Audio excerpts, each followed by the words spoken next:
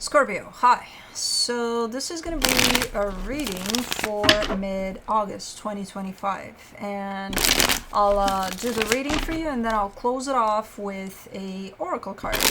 And these are general readings, so they may not resonate for all of you. If they do, there is an extended. At the end of the video, you can check out the link for that in the description box below if you want. Let's see, Scorpio.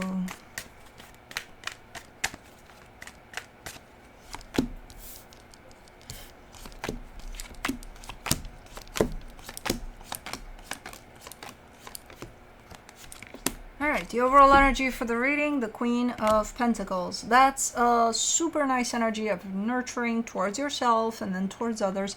Okay, nice.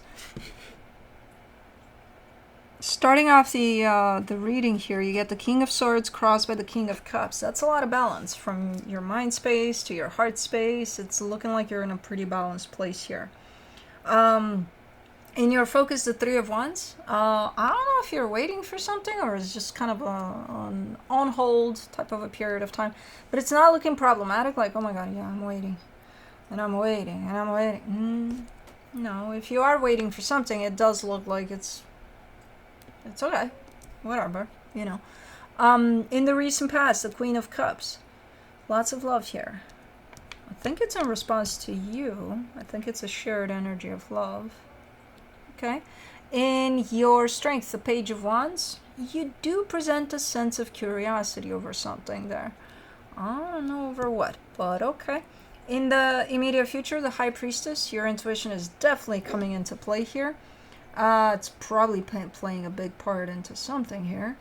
And supporting this reading, the Eight of Wands, there's an equal type of a sharing of energy here. Okay. The energy that surrounds you, and you may not be aware of it, the Four of Wands. This looks to be the energy of a commitment. For some of you, it could be a marriage. In your hopes and fears, the Five of Cups. Past resurfacing here. I don't know what that means, but okay. In the potential outcome, the Six of Cups. There's a soul connection that shows up in there. Let's clarify. Let's see what's up. Bloop-de-bloop, I hear them too, and I don't know what they want, that they're barking occasionally, but we don't have to respond back. Okay, we do. Well, I'm glad you understand me. You're with me here. For the Queen of Pentacles, you get the Four of Swords, the King of Wands, the Chariot. Yeah, something feels good. You feel good. Something feels good, but you feel good about yourself and about where you're at and about, you know, it's one of those energies where it's like, man, I'm on the right track here. I feel good. Everything feels good.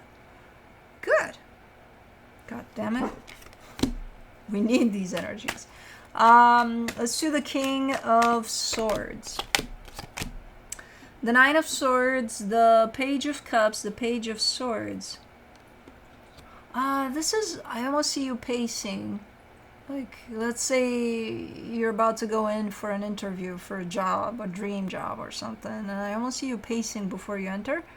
And then you show up as being super confident, but you're still a little stressed out about it, like, I hope everything's gonna go all right, I hope, you know.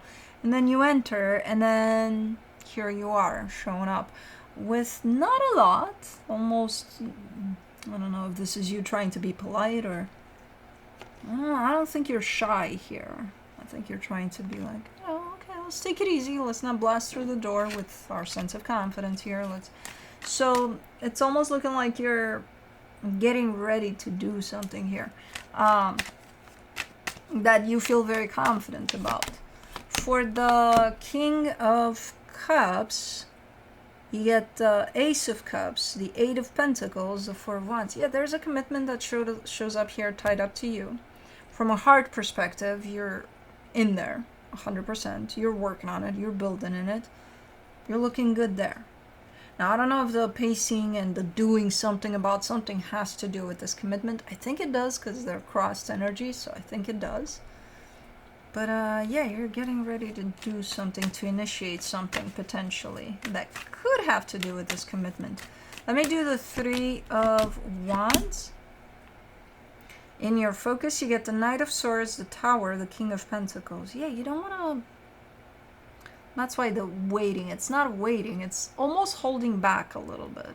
Because you are coming through as being very clear, very knowledgeable about what it is that you need to do here. And when you do it, you don't want to come through as, you know, like too much. So you're almost looking like you're holding back a little. Like, I don't want to intimidate the space, the person, the room. I kind of want to, you know, compose myself and go in there. Because that sense of confidence could feel like, you know, at least be perceived as if you're overtaking everything and you're too cocky, or you're too... So you're kind of trying to keep that contained a little. Okay. Let's do the Queen of Cups in the recent past. The Judgment card, the Hermit, the Two of Wands. Is this a... I see this as being the other part of this commitment. And I see you reaching a place of balance, a place of equal give and take, a place of, hey, everything's going great here. But I see a lot of work behind that. So it didn't just happen that, oh, okay, yeah, no, we were good from day one. We were, yeah, we had this. No. Not saying that wasn't there from day one. I'm saying I see a lot of work involved to get you in this energy, whatever kind of commitment this is, at that level of equal. Okay. Let's do the Page of Wands in your strength.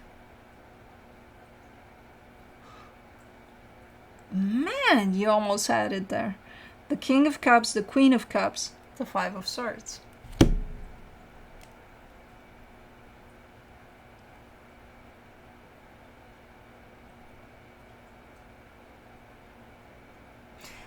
You know, I'm not questioning these energies though. So there's the energy of love that's being shared here between the two parts of this commitment is definitely valid, is definitely there.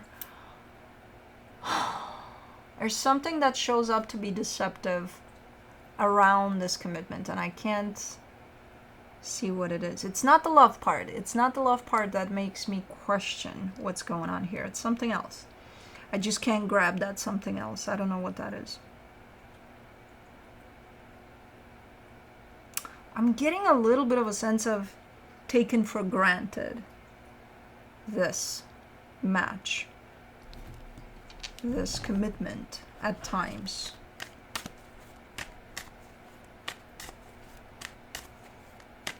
Kai is behind this. His head is right there. And if you see a paw reaching at me, sometimes it's him. I just felt, yeah, that wiggling thing there.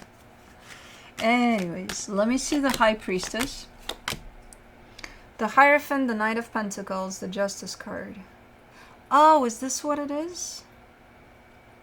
Because somebody's slowing down here.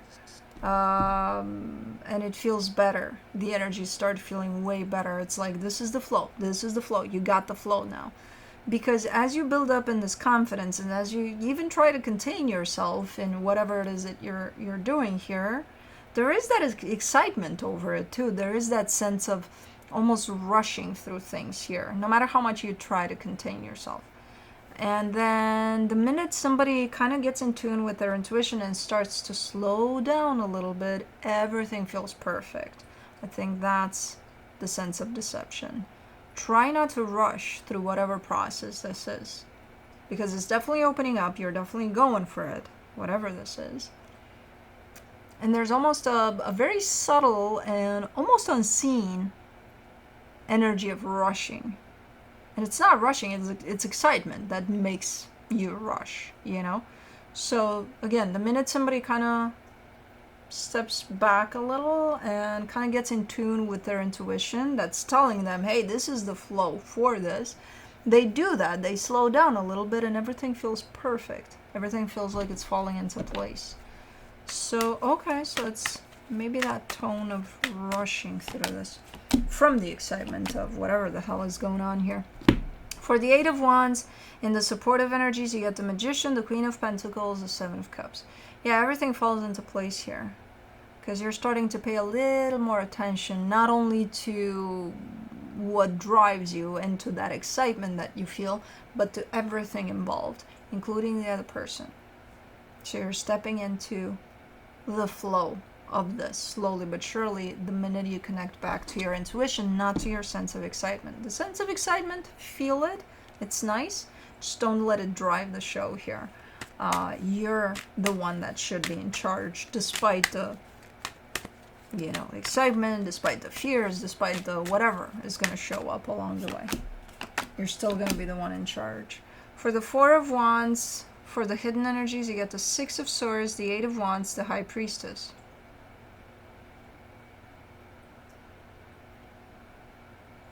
There's a little bit of detachment that's happening here too, a little bit of emotional detachment.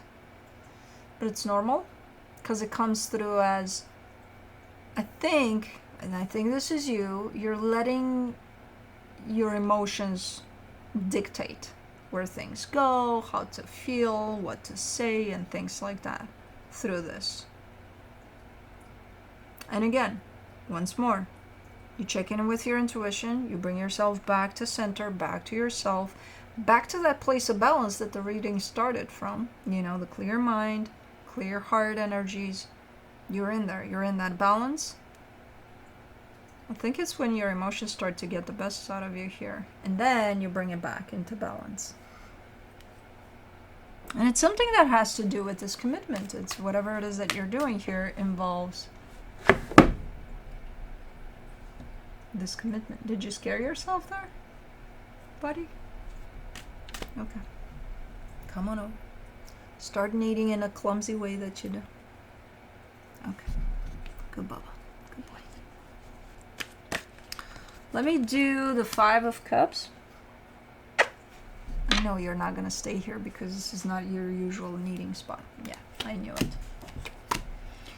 For the Five of Cups, in your hopes and fears, you get the Ace of Pentacles, the King of Swords, the Fool. It's a balancing act for you. Because then I see you being scared of, not being too logical about things. Okay, you're not going to let your heart run the show. You don't want to let your mind run the show. You've done that in the past, and it was a disaster. So it's a balancing act. It's when you find yourself too much in your heart or when you find yourself too much in your mind. What's happening here is I do see you leaning more towards letting your heart run the show. And then you also have a fear of not letting your mind run the show. So it's kind of like, okay, keep it balanced there. Keep it balanced. You can do this. And I see you being able to. So whatever this is, this experience that has to do with this commitment, it's a matter of recalibrating for you, finding that perfect balancing act between your mind and your heart. And I feel like you're finding it. And it's not that hard. You're making it look not that hard to do. For the Six of Cups, in the potential outcome, you get the Three of Pentacles, the Ten of Pentacles, the Three of Wands. Yeah, everything's going to be okay. And whatever it is that you're starting to do here that has to do with this commitment, I feel like the results of it are gonna come through. It does look like at a later time, but it does look like it's implied, like you knew that when you began this, that it's not gonna have immediate results. But you're building something, you're doing something together with someone here, and it's just the way you're showing up for it, basically. And you seem to be doing good. You seem to be doing good. When you get too caught up in your heart, you acknowledge that, and then you bring yourself back into balance. Then you have the fear of the mind taking over. You're not letting that happen, because God forbid. So I think it's a balancing act for you, and you're looking like you're doing good.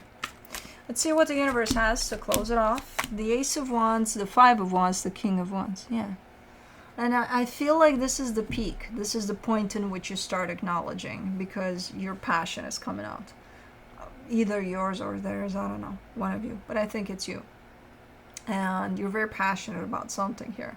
But you're overly passionate, to the point of you might create quite a commotion here if you don't watch that fire, So that's when I feel like you're starting to acknowledge that you're a little too much in your emotions there. You know, because it does look like this passion is starting to stir some things up. So I think you're good. I think you're going to be fine here. Awareness. That's all there is to it. You know? And applying that. The Animal Dreaming Oracle. Turtle. Mother Earth. Yay. You got the turtle. Number 34.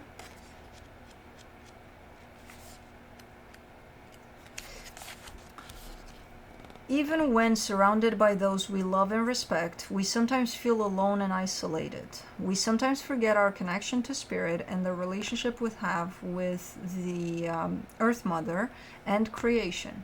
We feel apart from, rather than a part of, nature. We feel disconnected from the great wheel of life and believe ourselves to be alone.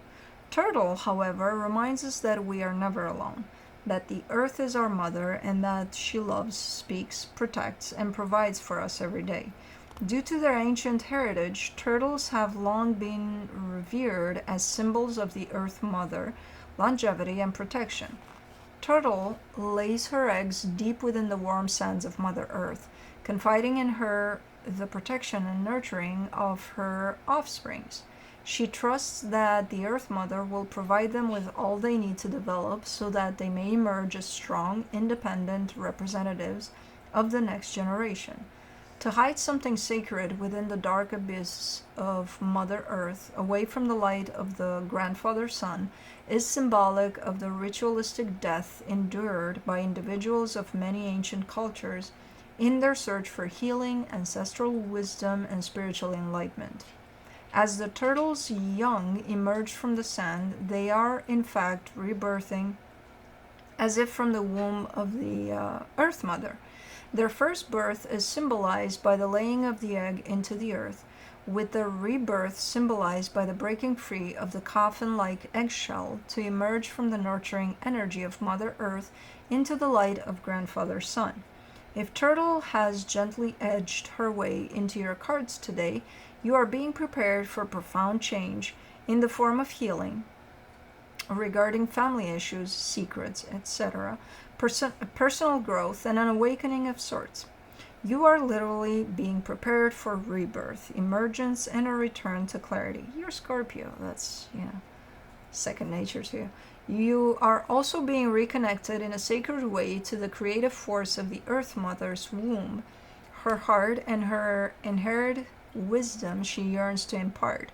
You are being reminded that we are all related, and that even when you believe yourself forsaken, you are being cradled and nurtured by Mother Earth. That's pretty empowering. And no, I'm not crying. It's my contact.